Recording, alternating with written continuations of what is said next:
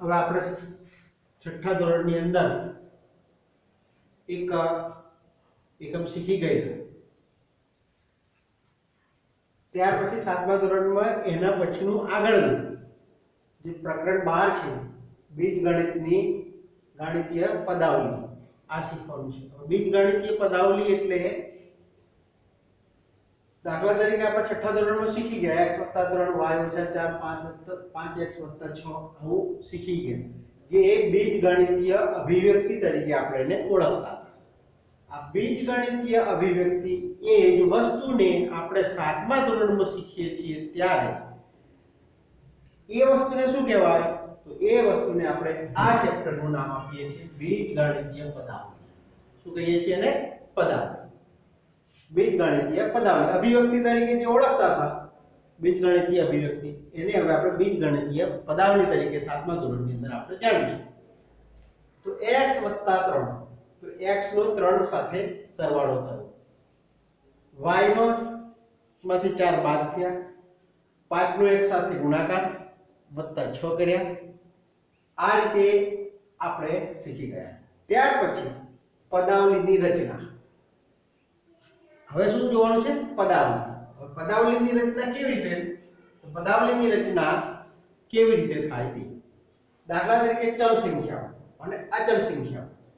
હવે ચલ સંખ્યાઓ કઈ કહેવાય? તો ચલ સંખ્યાઓ જે તમે અંગ્રેજી મૂળાક્ષર હોય એ સંખ્યાઓ જે લઈએ એ ચલ કહેવાય.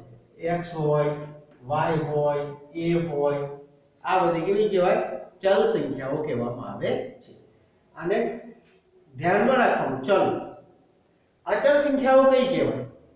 અચલ સંખ્યાઓ એટલે સમજો કે 1 છે, 7 હોય, -8 હોય, 4 હોય, ગણ અને ઋણ જે સંખ્યાત્મક સંખ્યા બતાવે એને આપણે અચળ સંખ્યાઓ કહીએ છીએ. તો આ ચલ સંખ્યા અને આ અચળ સંખ્યા. આની અંદર તમે ગમે તેવી સંખ્યાઓ હોય, એવું જરૂરી નથી કે આ જ હોય. આની અંદર પણ ચલમાં અંગ્રેજી મૂળાક્ષરના કોઈ પણ સંખ્યાઓ લેતા હોય, a હોય, b હોય, x હોય, y હોય. મેં અમુક જ તમને બતાવી છે, ગમે તેવી આગળ બીજી મૂકી શકો છો, બરાબર છે? આની અંદર પણ અમુક જ કીધી છે. બાકી જે તમે 1 2 3 4 5 એમ છેદ સુધી જાઓ, -1 -2 3 આમ છેદ સુધી જાઓ, એ બધી કેવી કહેવાય? અચળ સંખ્યાઓ કહેવાય. હવે પદાવલી એટલે ચલ અને અચળ સંખ્યાઓના જોડાણથી બનાવવામાં આવે છે. તો ચલ અને અચળ સંખ્યાઓનું જોડાણ એને શું કહીએ આપણે? પદાવલી કહીએ. એ જોડાણ કર્યા પછી દાખલા તરીકે 3x + y 5 3x + 5, તો 3x + 5 આની અંદર આ કેવી છે? અચલ સંખ્યા છે. કેવી છે?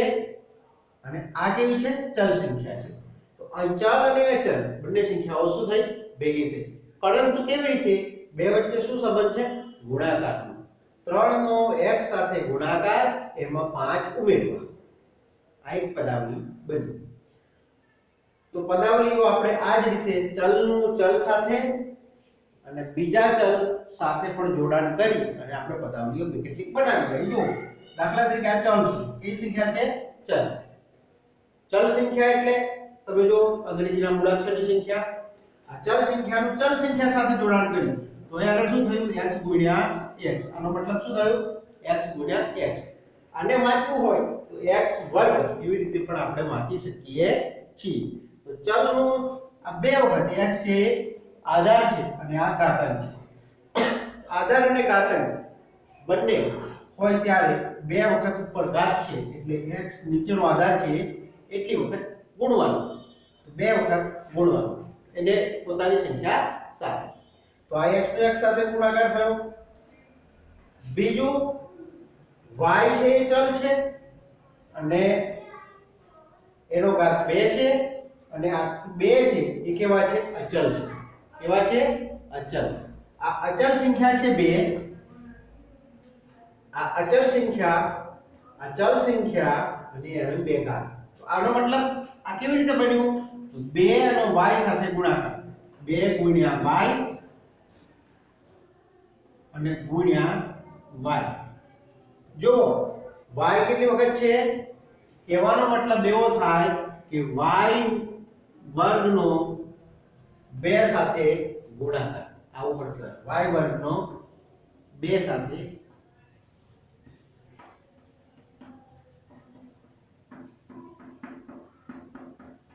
આમ પણ લખી શકાય. એટલે y વર્ગ એટલે કેટલા? y ગુણ્યા y વર્ગ મતલબ શું કરાય? y ગુણ્યા y. આવું થયું ને? જેમ કે અહીં x વર્ગ હતા, બરાબર, વચ્ચે કશું ચિહ્ન નથી એટલે શું થયું એમ કહેવાય? ગુણાકાર કહેવાય.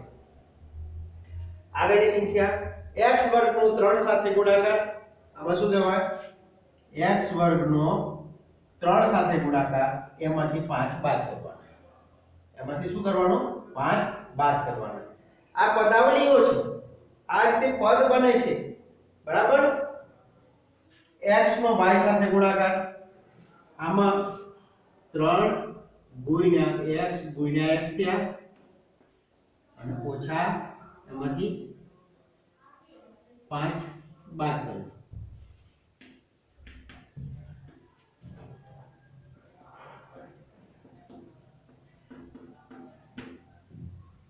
આમાં x નો y સાથે ગુણાકાર, આમાં 4 છે xy સાથે ગુણાકાર થયો, એમાં 7 ઉમેર્યા. આમાં 4 ગુણ્યા x ગુણ્યા y પણ કરશો તો પણ ચાલશે. xy નો 4 સાથે ગુણાકાર કરશો તો પણ ચાલશે. એમાં 7 ઉમેરવાના છે, તો 4 ગુણ્યા x ગુણ્યા y. જો ગુણાકારમાં શું છે, સળંગ લખો એનું કારણ, તમે 3 ગુણ્યા 4 ગુણ્યા 5 કરો તો 3 ચોક 12 5 60 જ મળે. 5 ગુણ્યા 4 ગુણ્યા 3 કરશો તો પણ એનો ક્રમ બદલાય તો અને જવાબમાં કોઈ પરિણામમાં ફેર પડતો નથી. એટલે આ રીતે લખી દીધું. આટલું કર્યા પછી એમાં કેટલા ઉમેરવાના છે? માં 7 ઉમેર્યા. આવી રીતે આ બધી પદાવલીઓ છે. હવે જો આ જે અંકો છે સંખ્યાત્મક બાબત આપણને બતાવે છે. શું છે? અંકો છે એ અચળ છે, કેવી છે? સંખ્યાત્મક વસ્તુ બતાવે છે. હવે તમે જુઓ આ દરેક પદાવલીની અંદર કોકમાં ગુણાકાર થયો, કોકની અંદર ઘાત અને ઘાતાંકનું પ્રકરણ આપણે જોયું, એની અંદર આને કેવી રીતે વાંચે એ હતું, એટલે અત્યારે વાંચવાનો પ્રશ્ન જ નથી, બરાબર છે. ત્યાર પછી છેલ્લા પદની અંદર પણ xy લઈને 4 સાથે ગુણાકાર કરી શકાય છે. આ બે સંખ્યા ભેગી કરી 4 સાથે કરે, 4x નો y સાથે પણ ગુણાકાર કરી શકાય છે, એમાં 7 ઉમેરી દેવાય. આ રીતે પદાવલીઓ મેળવવામાં આવે છે. હવે આને મેળવ્યા પછી પદાવલીના પદ છે. દાખલા તરીકે આપણે જોઈએ કે કોઈ પણ એક પદ અને તેના અવયવની થોડીક સમજણ મેળવવા જઈએ છીએ ત્યારે પદાવલીના પદ કેવી રીતે રચાય છે એ આપણે જોઈએ.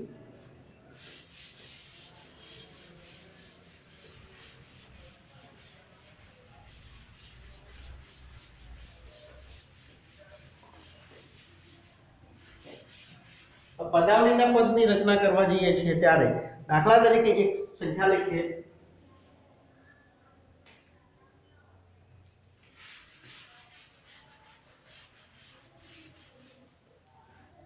4x + 5.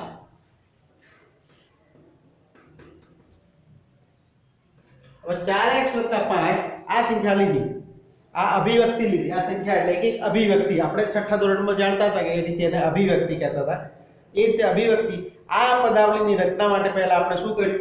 4 અને x નો ગુણાકાર કર્યો, એમાં 5 ઉમેર્યા. શું કર્યું? એમાં 5 ઉમેર્યા છે. આ રીતે તેવી જ રીતે કોઈ બીજી પદાવલી કરવી હોય, નીચે આપણે જોયેલી 3x² ઓછા y, આવી રીતે પણ તમે કરી શકો છો. 3x² વત્તા 7y, આ રીતે પણ તમે કરી શકો છો. કહેવાનો મતલબ આ એક પદ બનાવ્યા છે. શું બનાવ્યું છે? પદ બનાવ્યા છે. હવે આ જે પદ છે બન્યા એટલે એને પદાવલી બની ગઈ. પદાવલી એટલે કેટલા પદોની છે, એ પદ કેટલા છે, પદનો સહગુણક કયો છે, એ આપણે આના પછી આપણે જોવાનું છે. પરંતુ એ પહેલા જોઈએ એ પહેલા આપણે પદાવલીની રચના માટેના પદોનો સરવાળો 4x છે ને પહેલા +5 છે ને એની અંદર પદ 4x અને 5 નો શું કરવામાં આવ્યો છે સરવાળો કરવામાં આવ્યો છે કોઈક વખત ઋણ સંખ્યા તો શું કરવું ઋણ સંખ્યા એ પણ પદાવલીની અંદર ગણવામાં આવે છે દાખલા તરીકે -4x - 3y છે -3 છે એ કેવા થઈ ગયા 3xy એને ના કહેવાય અથવા તો 3y ના કહેવાય શું કહેવાય અને -3y જ કહેવા પડે એ પણ ગણતરીમાં આવે બરાબર પદાવલીની રચનામાં ગણતરીમાં આવે એટલે વત્તા હોય ઓછા હોય ગુણ્યા હોય આ બધું જ ગણતરીમાં આવે હવે પદના અવયવોની વાત કરું તો હું તમને થોડાક પદના એક બે અવયવ બતાવું કે કેવી રીતે આપણે વૃક્ષ ચાર્ટ બનાવી અને કરી શકાય તો વૃક્ષ ચાર્ટની મદદથી પદાવલીનો શું કહેવાય અવયવ બતાવું છું 4x² - 3xy 4x² - 3xy આને આપણે અવયવ પાડવાના શું છે અવયવ પાડીએ છીએ હવે એ અવયવ પાડવા માટે આપણે એક વૃક્ષ ચાર્ટ બનાવીએ શું બનાવીએ વૃક્ષ ચાર્ટ હવે આ વૃક્ષ ચાર્ટની અંદર તમે જોઈ શકો છો કે પહેલા આમાંથી પહેલું પદ અહીં લઈ લઈએ છીએ અને બીજું પદ છે એ અહીં લઈ લઈએ છીએ બરાબર છે આ રીતે બંને પદોને આપણે લઈ લીધા હવે આ થયું બે પદ કેટલા થયા બે પદને બે બાજુ લઈ લીધા હવે એના અવયવ પાડીએ જો અવયવમાં અહીં તૂટક રેખા રાખીએ છીએ જો આ એક 4 બીજો કયો છે x કેટલી વખત છે બે વાર એટલે આ રીતે એના અવયવો પડ્યા અવયવ એટલે કોઈ પણ સંખ્યાનો આપણે ભાગ પાડીએ 10 હોય તો 2 × 5 એમ ભાગ પડે ને એવા અવયવો એને આ રીતે આ સંખ્યાના અવયવો પાડ્યા ત્યાર પછી આના અવયવો પાડીએ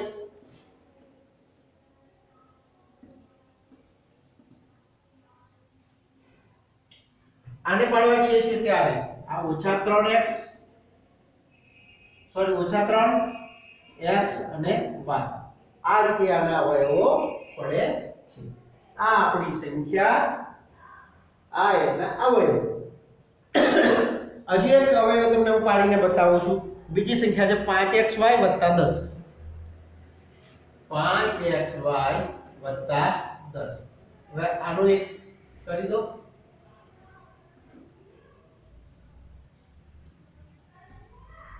અહીં 5xy અને અહીં 10 લખ્યું હવે આને આ રીતે કરી અને તમે કરી શકો હવે આવું કર્યું એટલે 5x અને y ના અવયવ કયા થાય તો 5xy ના અવયવ થાય 5x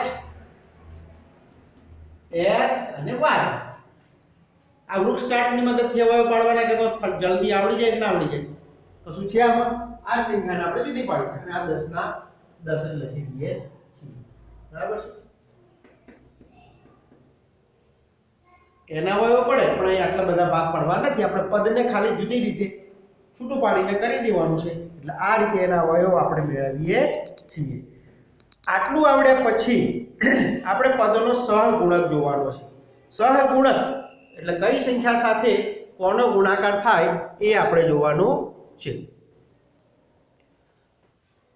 તો સહગુણક માટે તમને વાત કરી દઉં હું થોડીક સંખ્યાઓ લખી દઉં કોનો સહગુણક કેટલો થાય તમને ખબર પડી જશે હવે સહગુણક માટે આપણે એક કોષ્ટક બનાવીએ બરાબર છે પહેલા એક પદાવલી લખીશું ત્યાર પછી પદ અને ત્યાર પછી સંખ્યાત્મક સહગુણક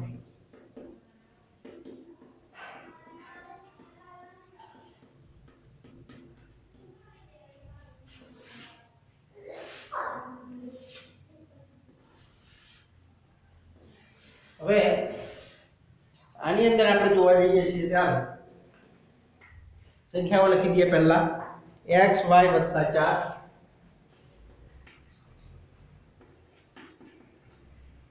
બીજી સંખ્યા થાય છે 13 ઓછા y વર્ગ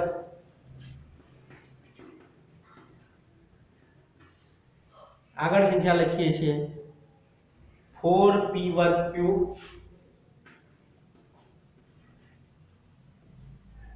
ઓછા 3p ક્યુ વર્ગ